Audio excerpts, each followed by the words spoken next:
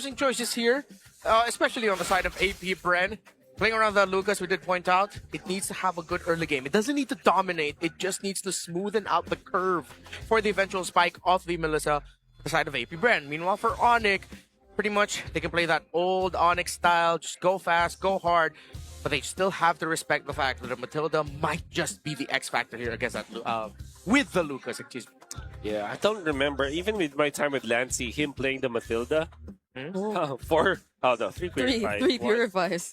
Very defensive here. APBREN really wants to take care of the Melissa, and you're right, Renmar. If James Fox's game in the early stages is not as good, then normally the Melissa would also suffer. Now, if you're going to be looking at the Lucas, it's generally good against assassins. With the help of a good catch as well as the Matilda, you add more depth to the aggression that they can have in the early stages. I'm just really scared when Onic can go for the counter engage through the Novari as well as this Kaja. Yeah. But at least for the first turtle, APBREN does have the advantage. Welcome to game number 1, folks. APBREN and Onic. Slancy with the support emblem set. Inspire. Going for Wilderness Blessing. Not wanting to pack what has been the usual pickup now for mid laners, which is to pull yourself together. And speaking of pull yourself together, that is Savero's choice. I think this is the first time that I'll see it in Marksman. Yeah. Particularly the gold lane, Savero.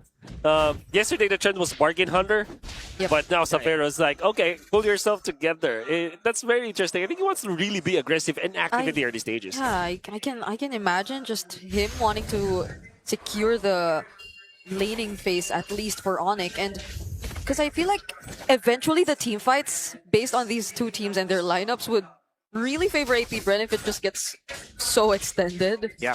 So maybe they'd want to have a bit more reliable source of repositioning and whatnot for Savero, since later on he'd be very crucial to last long in the fights. We also have to watch out for the eventual spike in aggression coming in from Onic. Once Savero has that Sky Piercer, and he starts getting stacks for that Brody. Not a lot of action just yet, a big team fighting action, but JM Pigman has done a great job of stopping Kirk in the lane, has a huge advantage over him, and is going to hit level 4 first. Unbreakable, not landing onto anyone. King Kong brings Escalera down very low though, and that's a few seconds before the first objective actually spawns. Who is actually staying in here? They want to make sure that the Belleric will get his level 4. And that's exactly what they're doing right now. Okay. Helping Kirk a little bit. And that should be enough for Kirk to get the Wrath of the Dryad. Super Prince has his own ultimate. And what this configuration means for Onic is that if they do secure this turtle, maybe get another kill, they will get Super Yoshi's ultimate. That's a circling eagle already. Might have been a little bit too early, but Kirk is already level 4, as we pointed out. Be a big setup here for Onic to get this turtle number 1. And they know that the circling eagle is not going to be available. Escalera isn't level 4 just yet. They're gonna go for King Kong. King Kong is already out of range, but does APBREN still get enough time to secure this objective? 4 members of Onic still trying to go, but they're gonna focus on the fight! James Pax picks up first blood! Kirk uses the Revitalize, but is it enough to sustain the damage coming through for APBREN? They're gonna transition. They no longer want to go for the commit, and they might have spent a bit too much time! Oh, overcooking APBREN. But I do like the idea coming up from Jace Pax to jump onto Super Prince. Once he saw that Super Prince already used the second skill to shatter, and but that meant that Onic were able to turn it around because Kirk survived. And I like how Kirk is playing. He is surprisingly masterful with this Belleric. Whoa, okay, I did not expect a Gato Gato Matilda to actually pull that off, but it seemed like Super Yoshi was already kind of low, but Super Prince! He gets to find a trade for Onic. So that confirms it. Getting hit by a meteor to the face actually hurts. Yup, almost point blank in there. Very hard for Escalera to get out of there, but all things considered, APBREN taking out Super Yoshi first. James Pax is level 7 at this point. It's already has his first kill. I think this is really decent for APBREN. They should not panic. I think that they have a lot of ways. King Kong, overextension. KOG will not connect, but they still get to reach King Kong, and that's going to be enough to pull out the damage. Wrath of Dryad from Kirk. He's just going to try and run away, but he still forced the chase. They're not. Super Yoshi 2 within range, and that's going to be it for APBREN. They might get a chance at least reducing some HP of this turret, but they're not going to go for the threat. It's still the kill that APBREN wants! Gotta give it to APBREN. They know exactly what they need to do, and they are pushing the pedal to the metal by playing full aggro. 3 kills for James Banks. You know, the butterfly effect of that aggression coming out from King Kong when he tried to go for that steal on the Crammer, was able to do so. But APBREN have already gathered themselves, was like 4 members in there, taking out King Kong, then eventually poking Kirk, forcing the Wrath of the Dryad. That when now the fat wave of minions in the bottom lane that should have been for Kirk to farm, he wasn't able to get when he tried to desperately get the farm and defend the turret. What happened was he got killed. He did not have the Wrath of the Dryad. All that stemmed to the fact that King Kong overstepped and tried to steal that Crammer. This is like the first time I'm seeing a Hirara being chased down so often. Yep. It's not common to see the Hirara not being able to escape. Yeah, usually she's the one doing the chasing down. Let's see who's going to be getting this turtle. APBREN still looks good for them. They've gotten to take their condition for the early game. Now can they smoothen it out? Shizo's not going to be here yet. While Onic have now sent Severo here. It's 5 versus 4. Okay, Divine! Binding already used! Super Yoshi doesn't catch anyone! But are APBREN in position? Lassie already using the Circling Eagle, but it's still King Kong who secures the objective! Escalera with the Revitalize, they're just trying to run away! There's no Divine Binding, but all members of Onic are trying to go for the chase! Escalera finally falls, doesn't even get to use the AOG! And that's 1 member down for APBREN! Meanwhile, on the other side of the map, Shizo has pushed. It was Kirk with a great use of the Wrath of Dryad to stop James Banks. He got taunted by the Belleric. Yeah, all things considered, only losing Escalera, the turtle, but them gaining farm on the Melissa and the push up top. I think that's actually good for APBREN. It's another re-engage from APBREN, and with James Banks at the front, they get to reach Severo! One of the best targets that you could find! And they're still gonna go for it! They want more, but it's just JM Pinkman now! They're not gonna force the fight! Now it's absolutely a win for APBREN. The turtle and a kill went in favor of Onic. But overall, the map is turning APBREN because of that trade. They took out Severo. They pushed the top lane. Shizo is farming quietly 4.1 thousand gold at this point, catching up to what Severo was able to achieve. And James Banks already ramping up 4.6k, getting the War Axe very near his second item. This means that the third turtle, APBREN, will have a very strong contention in that. Wow. This is just such an efficient trio mid-rotation from APBREN. Yeah. You don't even get to pay attention to Shizo anymore just because of their movements across the map. Onic can't keep up. Mid Mathilda works. It does deal a lot of damage, but you need to have a roamer with it that can clear waves fast. Tussive Blast, and even without it, the Gacha has some damn good wave clear. James Banks is level 11 at this point, and they're already going to the jungle of Onic. Again, it's King Kong! What do you want to go for? Unbreakable still charging. Shizo using to go away. Now King Kong can actually somewhat try to escape, but he's still trapped. He's in the middle of 3 members, now making it 4! 4 members of APBREN with the Immobilize! Can it be enough? Not with the Circling Eagle present for Lansing! He doesn't get away, but if you need any proof that Hirara is busted, that's it right there. That's it right there. It takes 5, but they do take on the turtle.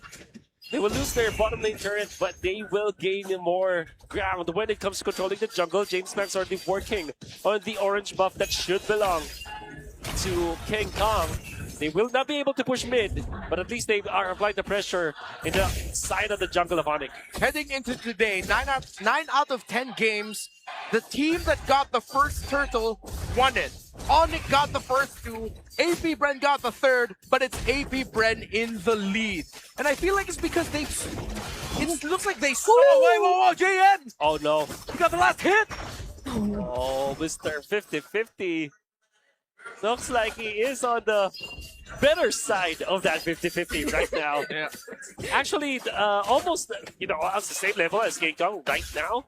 And it will take a lot of work for the Hirara to come back from this game. 1,000 lead for APBREN. They don't have the purple buff on King Kong when the time that the Lord will be up. So Onic needs to make a play happen maybe around 30 seconds before the Lord spawns so that they will at least regain their momentum. Yeah, okay. Making a play happen even before... Then they start feeling more pain from the setup that a Novaria would like to get with the Star Shatter, slow reading of your rotations. But APBREN have made themselves very surprising and overwhelming for Onic to handle. Still, Onic now have gotten on the board even more with their towers. It's even. They've been able to play the macro. APBREN has had to sacrifice a little bit of that to get the wins that they've had. It's very close in gold. You can still turn things around if this is Onic. Severo has a Sky Piercer. APBREN, as this game goes on, needs to be more and more careful. Yeah. Once stack starts rolling in, it's not going to be good. Another response coming up from Onic. They have just mirrored what APBREN was doing, letting them push, not giving away any kills afterwards, and then just, you know, lick their wounds and get the scraps that they can. And quietly out there, Severo is leading versus Shizo. And you also have Hirata coming out from Kiko with 6,300 gold. Not too far behind James Banks. Even all things considered, I think Onic found a way and contest this first Lord. So Lord number 1. Escalera and Kirk both have to revitalize. Here comes an entry. There you go. That's another attempt from Lancey, but they all get revealed by that Astral Echo. There goes the Star Shutter, but it's enough time. James Pounce just goes for the objective, and they might still consider a bit of a skirmish, but they won't. They gotta keep it safe. They already have the Lord on their side. Oh, great Lord Dance. Lancey leading that charge literally with the Circling Eagle, calling out James Banks. And the thing with the Lucas is that if you pop your ultimate, you're immune to crowd control. So he easily got back to the turtle, the Lord, while Shizo was working on that Lord, and he was just there to collect and drive by to get that retribution off. What a great Lord that's coming out from APBREN. It was very smooth. Very easy looking zone out. Circling Eagle, get that Sacred Beast out, and then now Onyx is wondering, oh wait, are we gonna fight? And they didn't even need to bring the Sacred Beast out. It was just a threat. It's a threat of them doing something that stopped Onyx from fighting. Yeah, you already forced out a reaction with just that. But Onic, have already used the Divine Binding even before the Lord gets close. I feel like that's the second one that we've seen miss in this game. For sure. Oh. APBREN are getting into the heads of Onic, specifically for Super Yoshi. Right now, fleeting time as well as the immortality. We're not seeing the potential just yet. See, whenever he goes in for the dash, you gotta expect that Circling Eagle. Escalera, though, with a follow-up AOG, gets caught by the taunt with the Wrath of the Dryad, but it's going to be okay. APBREN take the base turret in exchange of Escalera. They gotta disengage, though. They could not push any further. Wow, there is a discipline where you sacrifice some of your HP again to force some reactions from your opponents. Oh, the Purify was a bit too early. I think we got to see that. Oh, but the response from James Pants, who together with Lancey, they're fighting this even if it's just the two of them, and it's gonna be a shutdown for Severo! He picks up a double kill. Purify forced out on Lancey, and Super Prince gets to take him too! We were just talking about discipline, but for a moment, APBREN slipped. Oh, I was about to say, in the bottom lane siege that APBREN did, they sacrificed some of their HP to get a siege, to get a push.